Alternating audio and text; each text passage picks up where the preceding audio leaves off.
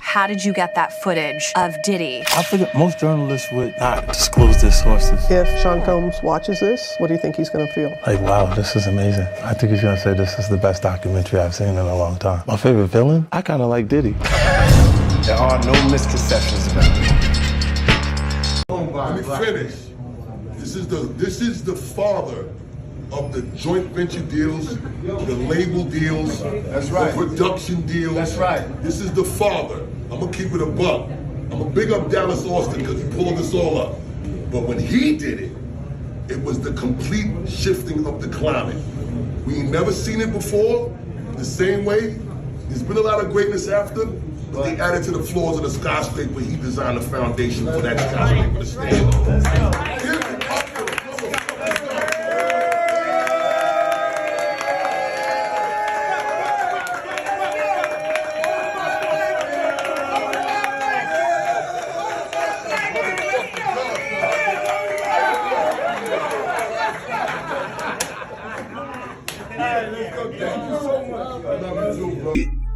You know good and well that I woke up to this shit that started this morning, and I was the one that was leaving everybody alone.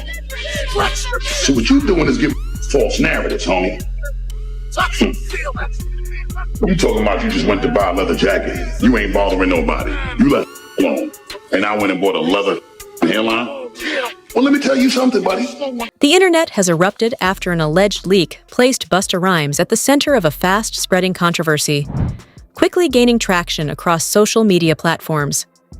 As clips and reactions multiplied, the situation escalated into a trending topic that dominated discussions and comment sections worldwide. Just when the conversation hit peak intensity, 50 Cent entered the discussion and completely shifted the narrative. Known for his sharp commentary and ability to amplify viral moments, his reaction added fuel to the already explosive situation. Within hours, the story transformed into a full-scale online spectacle, with fans, critics, and commentators dissecting every update. What started as a leak quickly evolved into a high-profile digital clash that continues to dominate timelines and spark debate across platforms. Busta Rhymes, I see him pull the little lawyer dude into the section, and they walled him off. So I'm thinking to myself, oh, damn.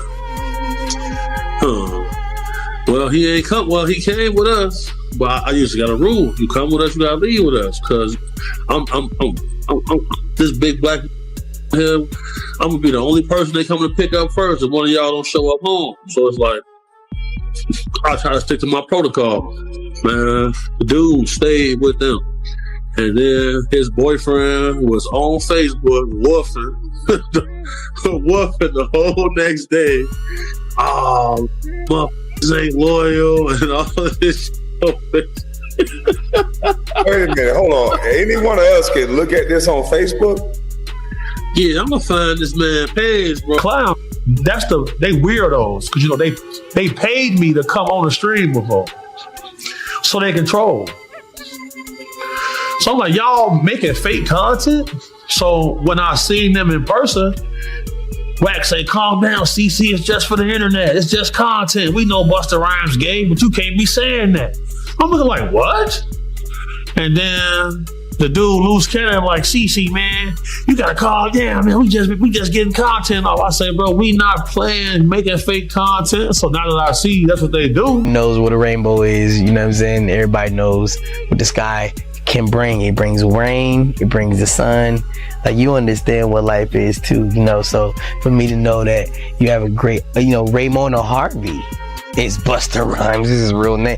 Anybody can get on Facebook and look up Raymona Harvey and be like, yo, that's Busta Rhymes, yo, with no wig on. And be like, yo, wild out on your own time. But this community, Frank Ocean just recently came out with statements saying that, you know, he was in a relationship, you know, long ago. Do you think hip hop's ready for like someone of a different orientation, or are they going to be accepting of it, or what are your opinions on that? I don't know if it's just about hip hop being willing to accept it. I think the whole world is ready to accept whatever people choose to be in life. You know what I'm saying? From hip hop all the way down to just the common man that walks the streets and the earth every day. It's like we're at a place in life where, you know, we gotta respect and accept what people choose as their path that they want to walk in life, because ultimately you want people to choose you want people to respect what you choose as your path in your journey in life, and ultimately, you know, whatever that man does in his personal space is that man's choice and it's that man's business. I am an extremely huge fan of Frank Ocean. His music is impeccable to me. And as far as I'm concerned, I respect the dude completely. I think, you know, whatever he does at home is his business. Just keep that music popping the way you've been keeping it, brother. And you got my money from the concerts. You got my money from when you put them albums in the stores, and it ain't gonna stop as long as you continue to contribute your greatness. Once, Busta Rhymes and 50 Cent were seen as a powerful creative force in hip-hop, two larger-than-life figures whose collaboration and shared presence carried serious weight in the industry. Whether appearing on stage together or aligning during key career moments, they projected a sense of unity built on confidence, ambition, and mutual respect. For a time, their connection looked solid and unshakable, shaped by years of moving through fame, pressure, and the constant spotlight of public attention. Fans viewed them as part of the same energetic wave, artists who understood each other's drive and impact. But as time passed, that once strong alignment appears to have faded. The closeness that once defined their dynamic now feels distant, leaving behind the memory of a partnership that once stood at the center of hip-hop conversations. So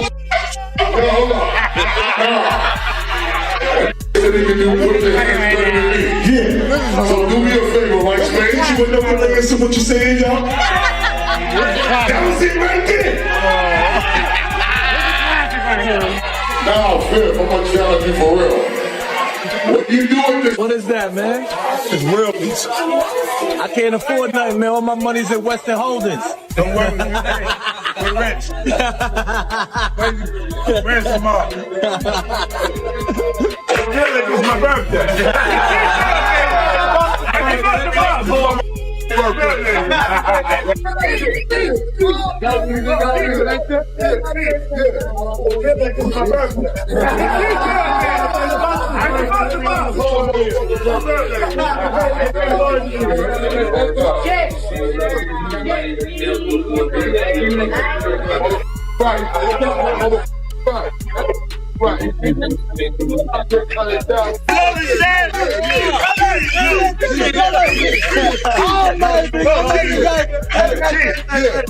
I love you.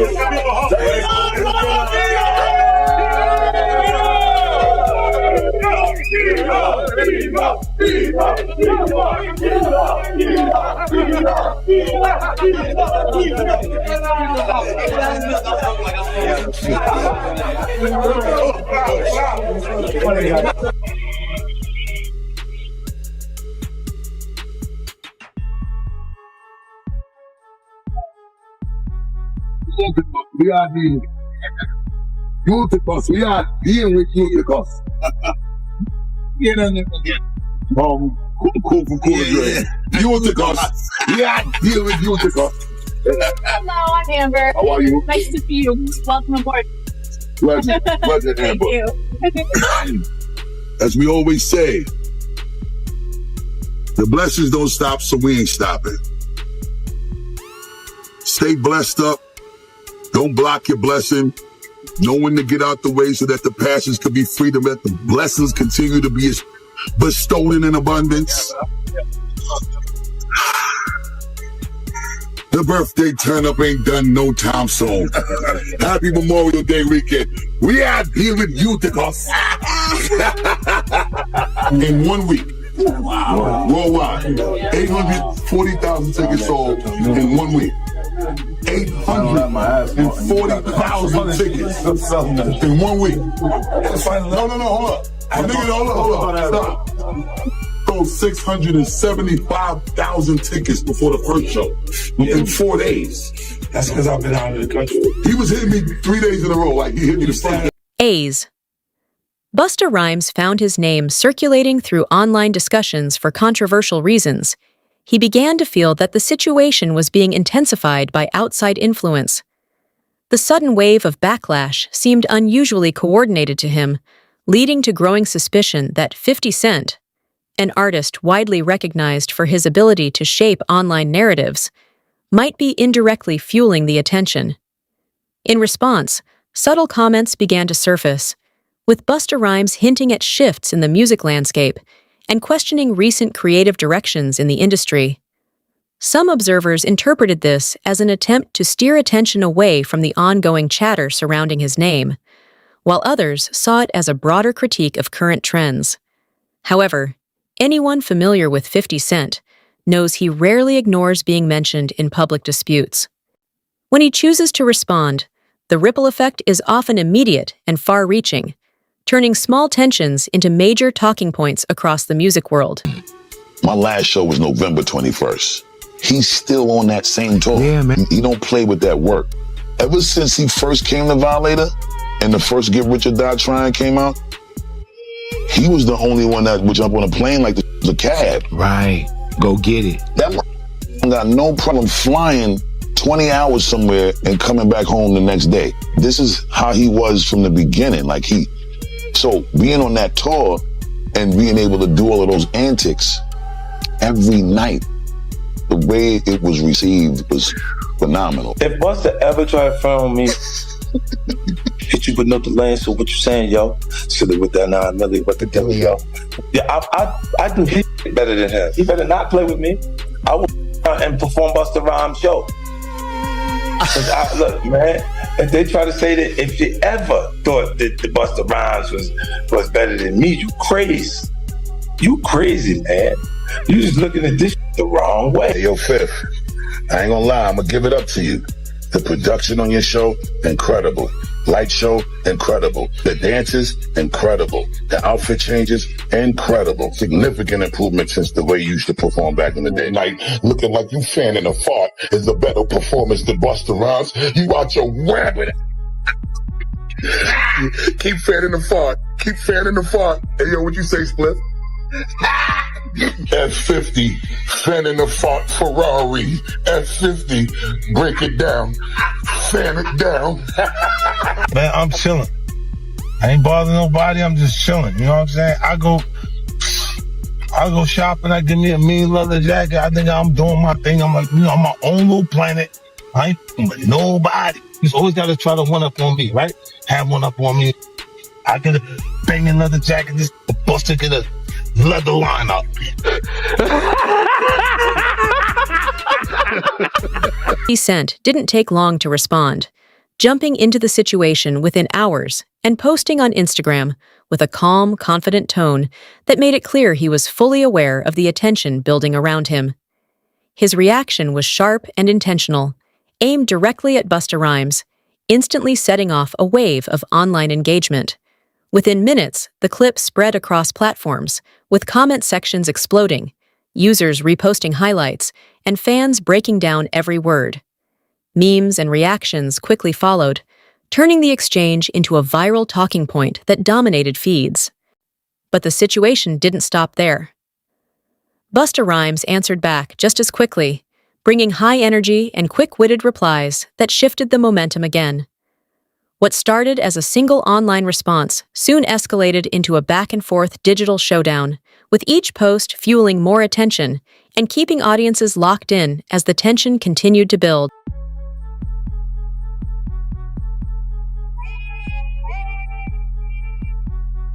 Hold on.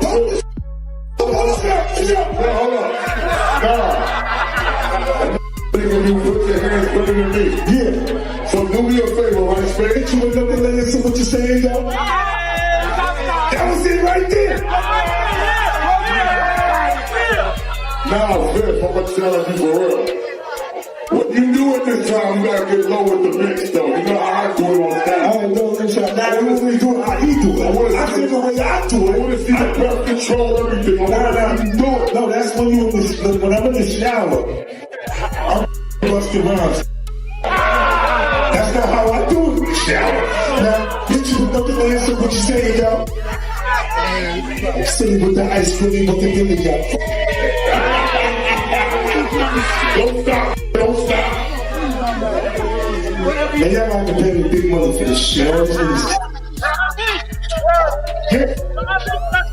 That's it.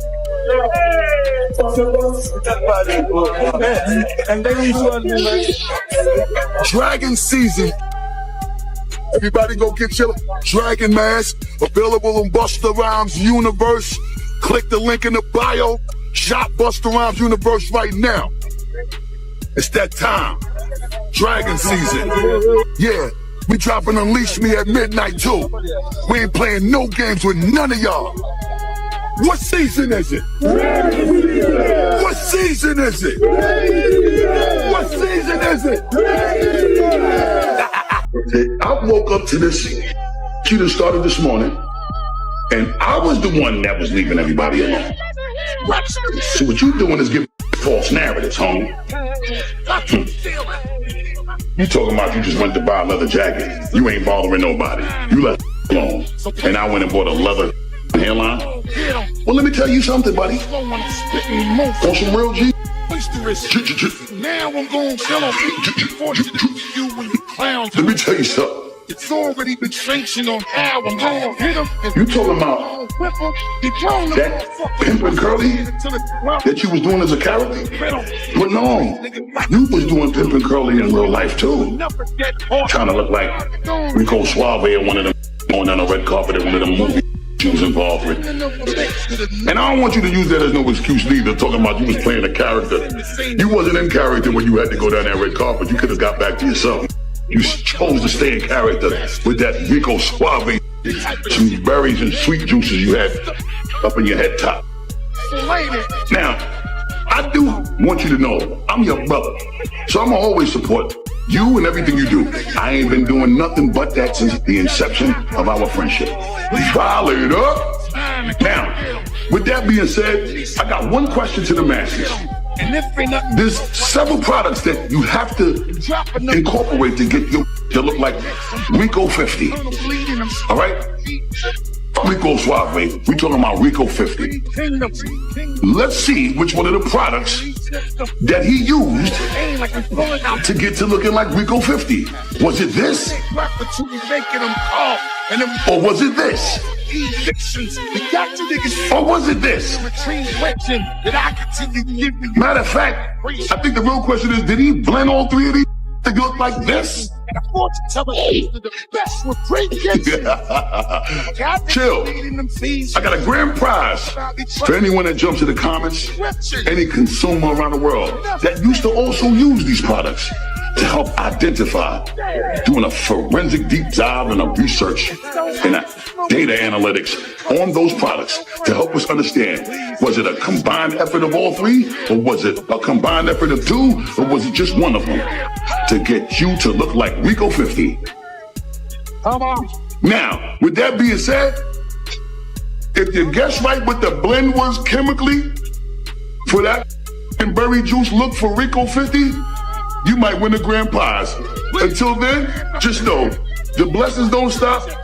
At the height of the online tension, the situation escalated further when a recently surfaced video began circulating across social media, allegedly showing Busta Rhymes in an interaction with a fan that viewers quickly described as uncomfortable and controversial. The clip spread rapidly, triggering widespread debate, speculation, and heated commentary across platforms. Many users began questioning the realities behind the polished image often presented by the music industry, on turning a single moment into a much larger conversation about public perception and accountability. For Busta Rhymes, who was already under growing scrutiny, the timing of the footage made the situation even more difficult to manage. The renewed attention intensified pressure on his public image and further complicated efforts to control the narrative as discussions continued to expand online. Busta is seen acting uncomfortably creepy toward a fan. fueling even more speculation about what really goes on behind closed doors in the industry.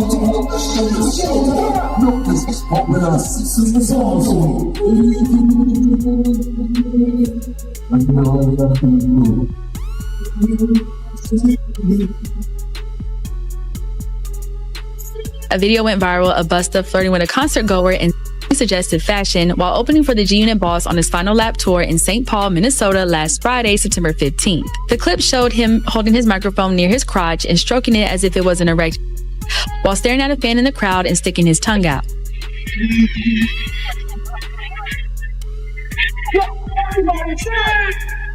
Give it to me.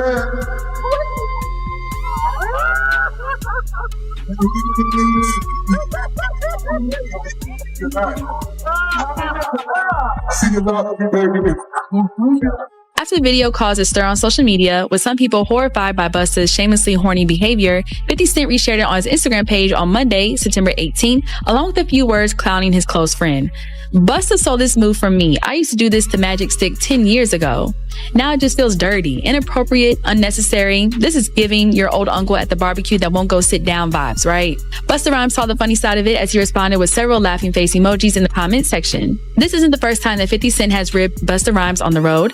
While backstage during a tour stop in Charlotte, North Carolina in August, he couldn't help but poke fun at him in his oversized jewelry. Tell him the chain too big. Whoa! Tell him the chain too big. He ain't no friend. They're not telling him. Jokes aside, at least one of 50 and Busta's rap peers wants to see the pair capitalize on their time together on tour and hit the studio. In a tweet last month, Waka Flocka Flame called for the rap legends to drop a full-length project together, saying the culture needs it. The culture need a joint album from Busta Rhymes and 50 Cent. Don't give us a tired excuse because y'all going on a worldwide tour. As scrutiny around the situation continued to grow, Busta Rhymes appeared to be feeling the pressure, with his public explanations showing signs of strain under increasing attention. Then came an unexpected turn. He stepped forward publicly to defend Sean Combs, urging people to respect privacy and avoid rushing to judgment amid the ongoing discussions surrounding him.